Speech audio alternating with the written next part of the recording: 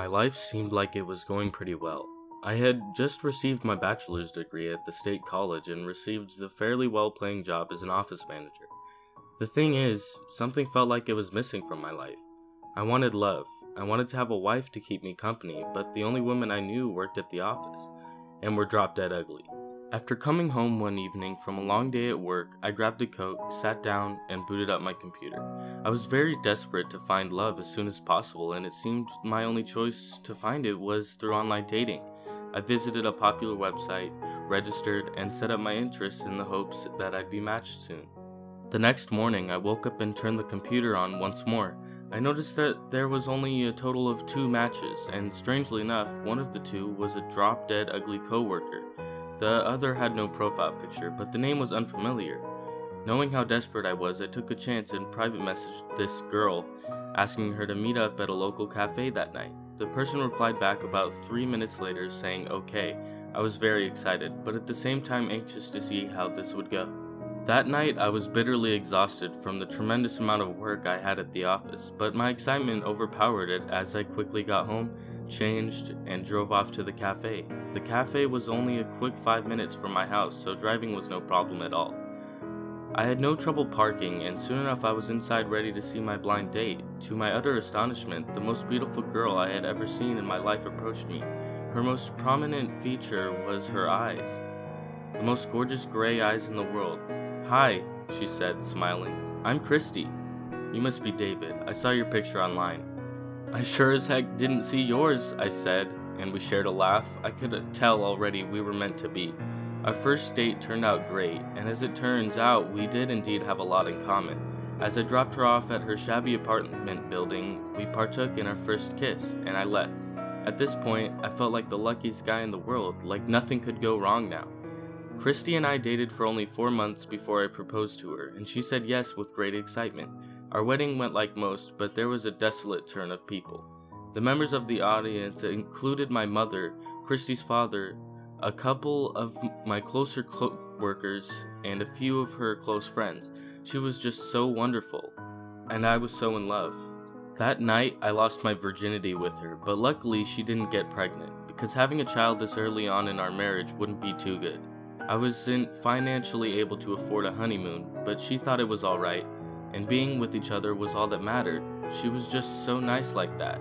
In a place of that, I helped her move her things into my humble home, where we would be living together. Our life together was going by so nicely, and we were the perfect team. A few months later, I learned at work that one of the co-workers who attended my wedding, Kevin, was found dead with cuts all over his body. It was unidentified who did this or what happened. They told me they were going to medically examine him in a few days. This news really brought me down, and it made the headache I already had even worse. I had been getting pretty bad headaches, which I presumed had to be from overworking. I got home late that night, and it appeared Christy was already in bed. I wasn't very hungry, so I went to my room to join her. I immediately told her about my friend Kevin being found dead, but she sat up suddenly, looked at me, and smiled, which was quite odd considering the situation, and said, "Don't worry about it, he'll be fine." I wasn't sure whether to be surprised or relaxed at her tone, but given her sweet nature, I just ignored it and went to sleep. The following morning, I woke up sick, coughing very badly and feeling the urge to vomit. I stayed home from work, which was the only nice part about it, beside the fact of Chrissy being so caring for me while I was in my need. "I love you, feel better," were the relaxing words spoken to me every so often that day. As night fell, she silently joined me in bed and turned off the lights. About 30 minutes in, I was having trouble sleeping. I wrapped my arm around Christy in an attempt to hold her, but just then my hand froze. I just couldn't move. Her skin was cold as ice. "Christy, are you alright?" I asked, but she didn't respond. I turned her over to reveal my wife, but the most horrific way I could imagine her. I screamed as loud as I possibly could, shoved her away from me, and bolted for the bathroom. What I saw was my Christy, with her eyeballs missing, revealing bloodied eye sockets. Skin vein covered and droopy, and pale white skin. I wasn't sure about any other detail because my eyes were not fully adjusted to the darkness. I sat there and cried until I suppose I fell asleep. Surprisingly, I felt refreshed that morning, but that quickly changed into fear as I remembered what I had just seen. My vision was blurred and distorted, most likely due to my excessive amount of crying. I had to push on and overcome the fears I had about whatever I witnessed the night before. I opened the door slowly, making sure it didn't make a sound. As I slowly turned toward the bedroom, I noticed she wasn't there. I heard something coming from the kitchen, metal banging together. I rushed over to check out the scene, where I saw my beautiful wife there picking up pans she had dropped. As soon as she saw me, she dropped them again. "What the hell happened last night?" she asked, but she sounded more concerned than angry. I felt like I had to throw my guts up, and so I did. I lied. She took the bait, fortunately. Feel better." She kissed me and went back to cooking up breakfast. My weekend wasn't starting off so great. I contemplated what I had seen, what had just happened. I could just not explain it. I tried to think past it like it would never happen again, but it did. It haunted my dreams. Her lifeless body, her lack of eyes, but the worst part of my nightmares were what it did. Her body would just stand up like a marionette and put its face to mine, sending the odor of rotting flesh into my nostrils. "There's no escape," it whispered coldly. "We'll be together forever." A grin showing her regular, beautiful smile. That smile now sent shivers down my back. I thought I was losing my mind. I saw that thing everywhere. It was hiding behind a cubicle. It was laying down in the park. I was frantic to get away from it, but it just wouldn't stop. I wanted Christy. My Christy. The one I'm in love with. Not that ghoul. I knew I needed to end it. The following day I walked into my house and saw the body standing near the kitchen, slouched over like in my dreams. I didn't take a minute to think before grabbing it and shoving it into the oven, resisting its struggles. I closed the door, turned it on, and although it was painful, I was relieved. The oven began to shake violently and emitted screams which were so pain-filled and horrible to hear. I ran out of the house. The pain-filled screams went on for another 10 minutes or so, and by then my house was filled with a thick wall of black smoke.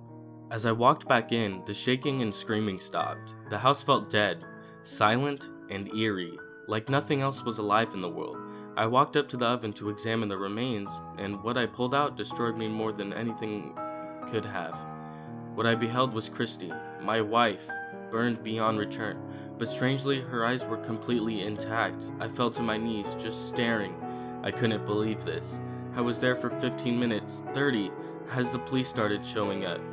They came in and picked me up, and of course arrested me for being on the scene of the crime. I was put into a room and questioned, but luckily I was able to get my way around their persisting questions. They concluded that I was a husband who got home from work finding the charred remains of my once beloved wife. They told me everything was going to be okay and that I would need to rent a room at a hotel while they inspected. I knew it wasn't going to be alright. I knew what I had done.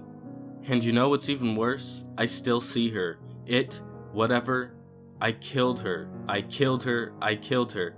I could never forgive myself. I ruined my life, her life, everyone's. I didn't want to go on, but here I am typing this, so since I wanted to try to go on through my insane depression, I attempted to go to work the next day. As I pulled in and approached the doors, I noticed that there was a yellow caution tape in front, with a small note stuck to the door reading, "Building has been condemned from operations until later notice due to chemical exposure creating hazardous working conditions. State Department of Health." I felt chills run down my spine as I read that note. Not knowing what this would mean to me, I decided I needed to get this checked out. I got into my car and sped down the road straight to my doctor. I neared his office and threw the door open, revealing I was the only client there. A nurse escorted me to him, and I asked him if he could test my body for chemical intake. He said yes and agreed to do it. Shortly afterward, he diagnosed me a disorder caused by the inhalation of that certain chemical. Trembling, I pleaded for him to read the side effects included with the inhalation. He read them to me. Effects of inhalation or ingestion involve migraines, vomiting, weariness, and is uniquely linked to strange patterns and effects occurring within the senses. Long-term exposure may result in brain damage, mental instability, and severe hallucinations.